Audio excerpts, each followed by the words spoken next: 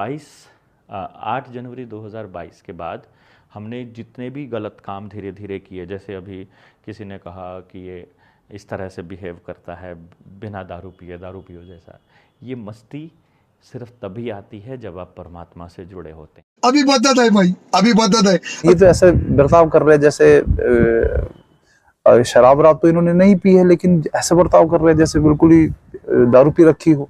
उस तरह से उद्दंडता और तेज बात करना, चिल्लाना, जिस मर्जी को भी टांग चलते फिरते लोगों पे कमेंट कसना।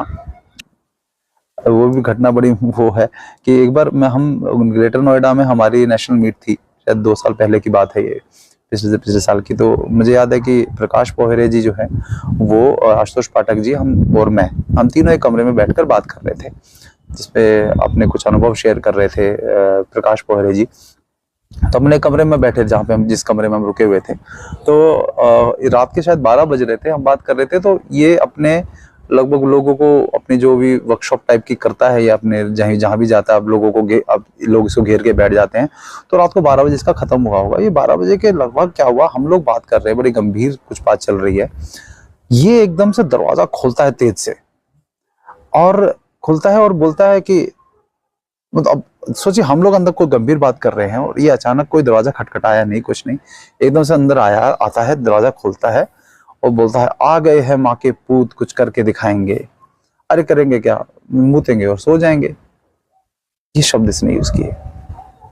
तो फिर बोला, अरे आप, अच्छा बात चली थी क्या आप लोगों की कोई, ऐसे करके बोला, और ये फिर दरवाजा बंद करके चला गया। प्रकाश पोहरे जी ने इसको माँ बहन की गालियां निकाली बहुत सारी, कि क्या इडियट, बेवकूफ आदमी है क्या, इस तरह से, मतलब इसको कुछ समझ नहीं है क्या है, बस जैसा मर्जी चाहे बर्ताव कर रहा है।